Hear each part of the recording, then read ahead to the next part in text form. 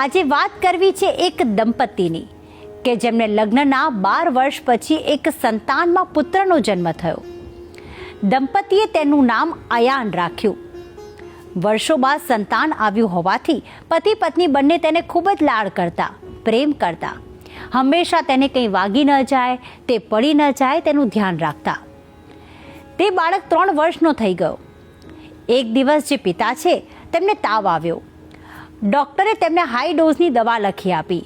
તેમને ખાંસી હોવાના કારણે તેમને કફ સિરપ પણ આપી.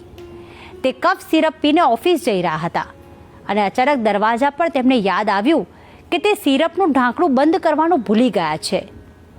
તેમણે તેમની પત્નીને બૂમ પાડી કે તે બોટલનું ઢાંકણું બંધ કરી દે. તેમણે ફરી બૂમ પાડી કે ધ્યાન રાખજે, અયાનના હાથમાં બોટલ ના આવી જાય, તેનું ઢાંકણું ખુલ્લું છે. તેમની પત્નીએ કહ્યું કે હા, કરી દઉં છું. માતા એ વખતે થોડી કામમાં હતી. અયાન પોતાના રૂમમાં રમી રહ્યો હતો, જેથી માતાને થયું કે એ ક્યાં હોલમાં આવવાનો છે, હમણાં ઢાંકણું બંધ કરું છું. આમ કામમાં ને કામમાં તે પણ ભૂલી ગઈ અને આખરે અયાન તે હોલમાં આવ્યો અને તેણે સિરપની બોટલ પી પણ લીધી. જ્યારે માતાએ તેને જોયો તો તેના મોઢામાંથી ફીણ નીકળી રહ્યું હતું અને તે બેભાન થઈ ગયો હતો.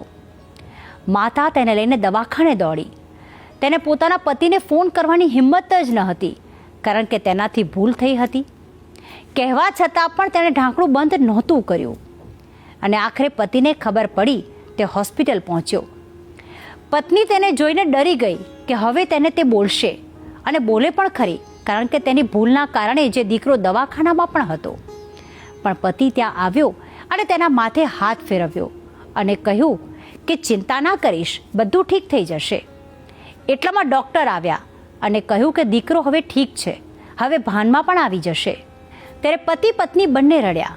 પત્નીએ કહ્યું કે મારાથી ભૂલ થઈ ગઈ. તો પતિએ કહ્યું કે તારી નહીં, મોટી ભૂલ તો મારી છે, કારણ કે દરવાજાથી આવતા મને માત્ર 2 જ સેકન્ડ લાગ્યા હોત, ઢાંકણું બંધ કરી દીધું હોત તો. મેં ખુલ્લું રાખ્યું દવાનું ઢાંકણું. આ વાત એ શીખ આપે છે કે ઘણી વખત આપણે બીજાના દોષ, બીજાની ભૂલો તો સરળતાથી કાઢતા હોઈએ છીએ, પણ ક્યારેક પોતાની ભૂલો પર પણ ધ્યાન આપવું જોઈએ. પછી જુઓ મન કેટલું હળવું ફૂલ રહે છે.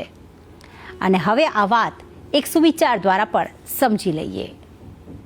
આજનો સુવિચાર: પોતાની ભૂલ કબૂલ કરી લેવાથી 2 વસ્તુ થાય છે. આત્માને હળવાશ થાય અને સંબંધ ટકી જાય.